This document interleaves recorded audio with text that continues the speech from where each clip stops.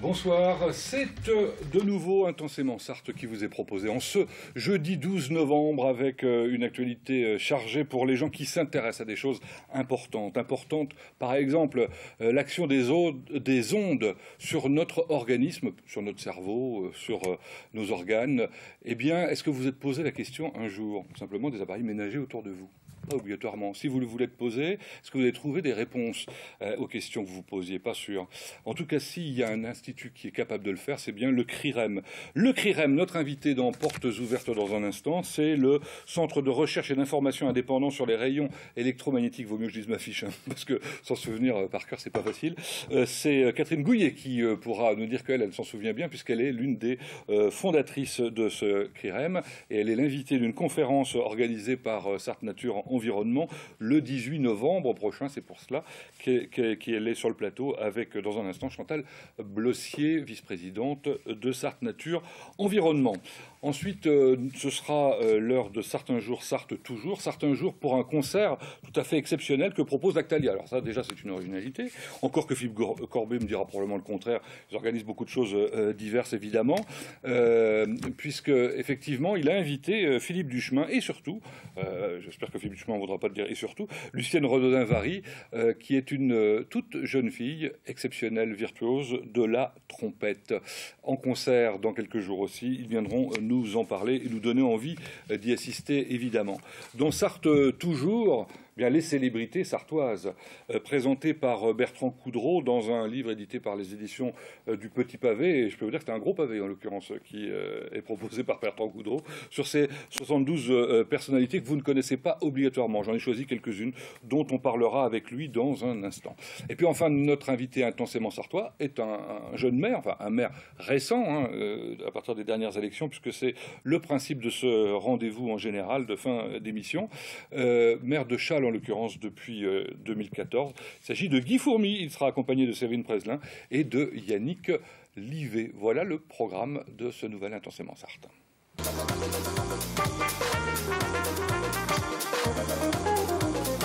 Catherine Gouillet, bonjour. Bonjour. Alors vous connaissez par cœur le nom, évidemment, de votre acronyme qui est CRIREM, ce qui veut dire Centre de recherche et d'information indépendant, ce deuxième œil est très important, sur les rayonnements électromagnétiques. Oui, il est très indépendant. Vous le constaterez tout à l'heure à travers une de mes questions, probablement. Alors vous êtes venu accompagné donc de Chantal Blossier, bonjour. Bonjour. Vous êtes vous la vice-présidente de Sarthe Nature Environnement. Oui. Alors qu'on connaît bien, parce qu'on vous reçoit en fait régulièrement. Oui, je crois que notre président est déjà venu mercredi dernier. Voilà, pour parler de choses et d'autres, parce que vous organisez toute l'année des tas de manifestations, et notamment cette année une dizaine d'actions autour d'un thème qui s'appelle le transport, c'est ça? Oui, voilà, c'est le programme associatif, ça a lieu tous les ans sur un thème particulier, et cette année c'est le transport dans tous ses états. Alors c'est amusant parce que on n'aurait pas obligatoirement lié le thème transport avec le CRIREM. Alors comment vous le liez? Si, c'est le transport de l'énergie. Eh oui. Et c'est pas sans incidence sur l'environnement et sur la santé. Probablement. C'est ce que Catherine vous dira. Probablement. Donc, alors ce CRIREM, effectivement, il est là pour mesurer d'abord. En premier lieu, ça a été votre volonté au moment où vous l'avez fondé? Notre première volonté, c'était d'informer. Puisque en 2005, la situation qu'on vivait sur le terrain, à travers les mesures, que ce soit Pierre Lerus, notre président actuel, ou moi-même, nous constations de grandes différences entre le langage officiel et ce que nous mesurions, nous, sur le terrain. Alors 2005, on va resituer rapidement, c'est le moment où les mobiles, en quelque sorte, ont explosé. Les mobiles, voilà. Les GSM, hein, enfin, c'est les téléphones. Voilà. Et c'est là que véritablement les gens ont pris conscience du fait qu'il y avait peut-être un danger avec les ondes. Oui. Donc on s'est posé la question, j'allais dire, à la suite du mobile, du danger des ondes de la télévision, des portables, des appareils ménagers. Voilà. notamment les micro-ondes. Du four à micro-ondes, de l'écoute bébé, enfin de tous ces outils qui Pourquoi on ne se posait pas la question avant?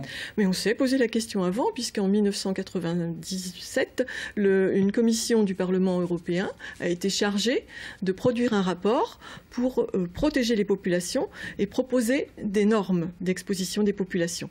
Donc vous voyez, déjà dès les années 97-98, le rapport est sorti en 98, et la première directive concernant la protection des populations a été choisie, oui, vraiment, par le Conseil de l'Europe en 1999. Puis ensuite, la France a sorti un décret, le décret du 3 mai 2002, qui, lui, a en fait transformé le droit européen en droit français. Bon, et alors en 2005, constate de votre part, il n'y a pas d'organisme indépendant qui soit capable de nous donner des réponses. Tous les organismes qui existent dépendent plus ou moins des opérateurs, quoi, c'est ça? Plus ou moins des opérateurs, de l'État, et l'indépendance n'est vraiment pas la qualité première. Voilà. Alors, je disais tout à l'heure qu'on allait prouver que vous êtes totalement indépendant, parce que quand j'ai demandé à Myriam Galbrin, qui est votre permanente, hein, c'est ça, hein, est-ce que vous êtes adhérent en tant que CRIREM de Sarthe Nature Environnement? M'a dit non. Nous n'adhérons à rien, nous ne voulons pas filer à la patte, quoi. C'est ça en quelque sorte? C'est cela, oui. Nous ne voulons pas, nous voulons rester indépendants pour que nos rapports, qui sont d'ailleurs des rapports d'experts, signés par un expert, soient complètement objectifs et qu'on ne puisse pas être soupçonné ni par les associations, ni par les collectivités, ni par qui que ce soit de dépendre de... Oui, ça va très loin, parce que j'ai proposé que vous veniez avec des partenaires, en me disant, bon, probablement que vous travaillez avec un certain nombre d'autres organismes ou sociétés. Elle dit, non, on n'a pas de partenaires, parce que de la même manière, on ne veut pas avoir d'engagement pour avoir des influences sur nos choix, quoi, c'est ça? Tout à fait. C'est très important d'être indépendant, surtout quand on fait des mesures. Bon, et alors, bon, maintenant, on va peut-être rentrer un peu dans le vif du sujet. Alors, on a eu le sentiment quand même qu'il y avait eu un gros travail, alors, notamment grâce à vous. Vous êtes le seul centre en France, hein? Oui. Je pense. Hein. Oui. Bon.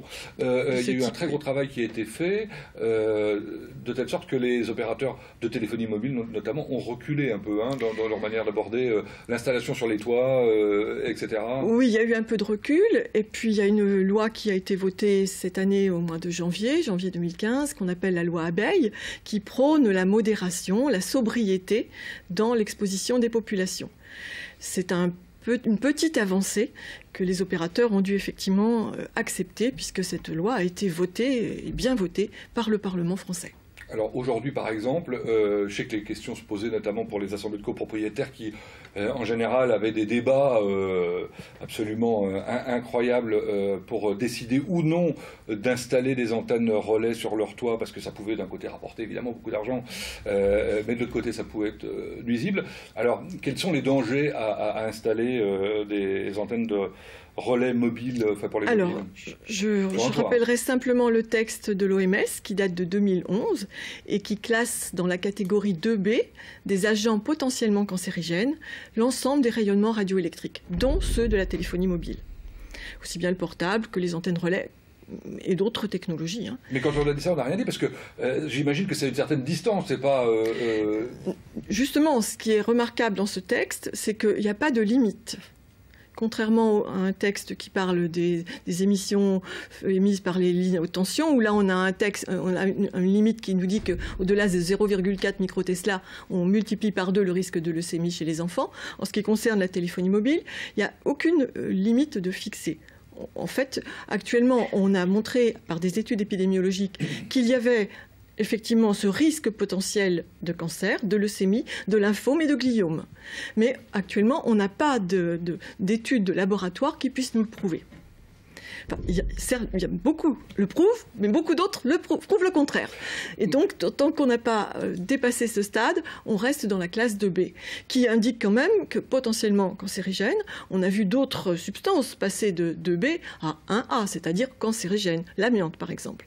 Donc on peut penser que dans les années qui viendront, on rejoindra cette classe-là. Mais je me souviens avoir lu des textes sur le fait qu'il ne fallait pas s'approcher à moins de, je sais pas, 1 mètre, 1,50 m, je me souviens plus très bien des antennes Il y avait un risque réel et sérieux. Bon, il y a quand même quelques normes comme ça qui ont été fixées. Alors, actuellement, il y a une norme qui protège les populations, mais qui ne protège les populations que des expositions de courte durée à des niveaux de champ très élevés. Ce n'est pas ce que nous vivons autour des antennes relais. Lorsque nous sommes au-delà de 10 mètres, un champ très élevé, vous allez l'avoir à quelques mètres devant l'antenne, où vous ne pouvez pas pénétrer puisqu'il y a un périmètre de sécurité qui vous empêche d'y accéder. Ensuite, plus vous allez vous éloigner, plus le niveau de champ va diminuer. Mais étant donné qu'on augmente constamment le nombre d'antennes sur les pylônes, parce qu'on a installé la 2G, enfin le GSM 800, le GSM avant le GSM 900, après on a installé l'UMTS et aujourd'hui on a installé ou on est en train d'installer la 4G et on parle de 5G. Donc en fait sur les pylônes, on a de plus en plus de puissance sur les pylônes, sur les antennes et donc le niveau de champ auquel la population est exposée augmente de façon constante. Alors il est de combien aujourd'hui au pied d'un immeuble qui fait 10 étages et qui a... Alors ce sera très différent entre le rez-de-chaussée et puis le haut de la tour. Si vous êtes face à une antenne, si vous êtes à 50 mètres face à une antenne, vous serez exposé à un niveau de champ autour de 3 volts par mètre. Et alors, qu'est-ce qui est normalement autorisé Ce qui est autorisé, c'est 41 volts par mètre. Parce que ça ne protège que des effets à court terme et des effets dits aigus. Dans le texte du rapport Tamino, le premier rapport sur ce sujet qui a donc été proposé au Parlement européen, il était bien noté qu'il fallait une norme qui protège sur l'exposition à long terme, sur des niveaux de champ faibles, et la proposition était de normer à 1 volt par mètre sur l'ensemble du spectre radioélectrique, électromagnétique, ce qui veut dire pour les ondes de la téléphonie mobile autour de 0,6 volts par mètre, puisque sur le territoire, les ondes radio, on a un niveau de champ presque constant.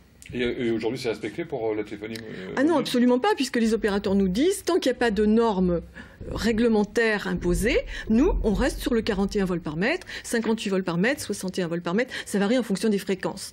GSM 900, c'est 41 volts, enfin, etc.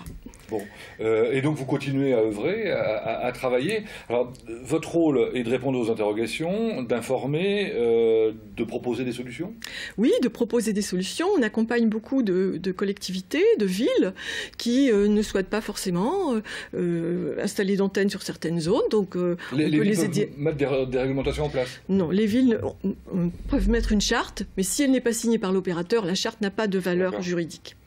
On aide aussi les villes, par exemple en faisant des cartographies. On a mis en place une procédure de cartographie d'une ville pour connaître le niveau de champ auquel sont exposés les habitants.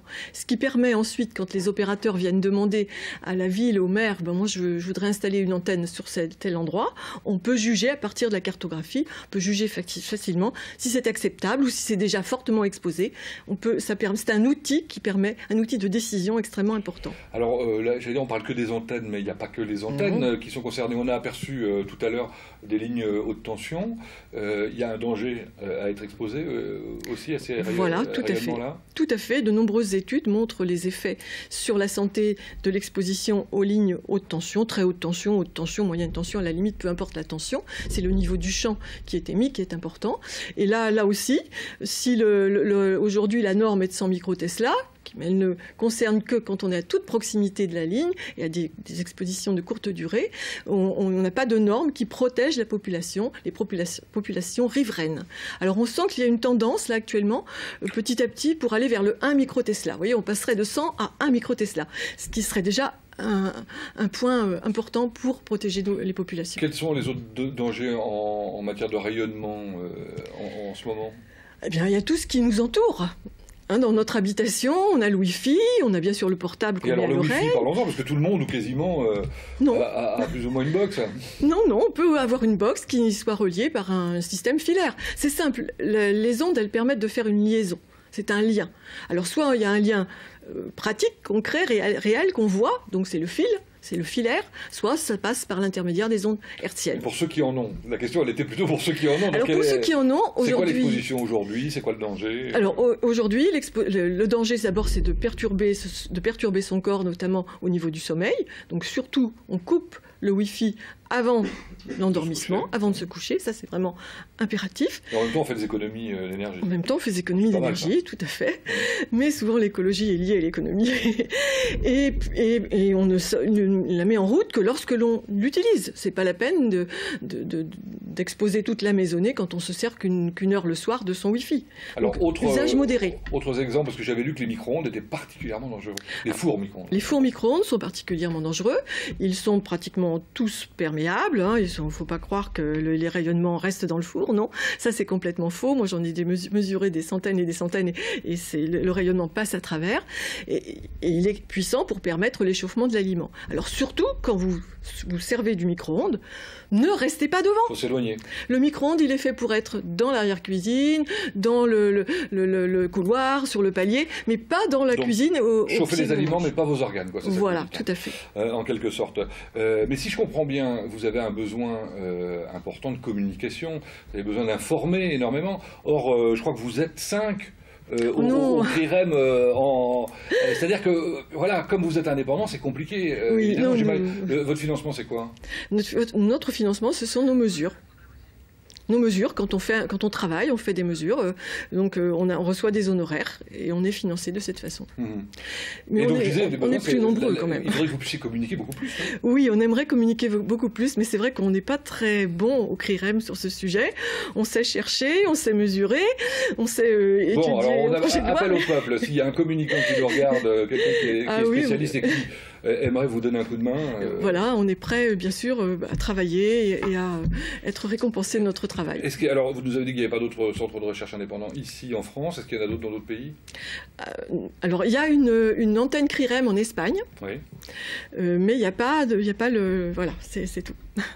Alors, Madame Le Syer, vous allez peut-être nous rappeler quand on va pouvoir entendre beaucoup plus de choses, parce que là c'est 10 minutes, un quart d'heure, c'est pas beaucoup. Là ce serait une conférence d'1h30. Voilà, nous c'est une façon de faire de la communication, puisqu'on permet au CRIREM de faire cette conférence le 18 novembre à l'UFR Sciences et Techniques. Oui, alors ça se passe, c'est en face de la maison de l'université, c'est ça?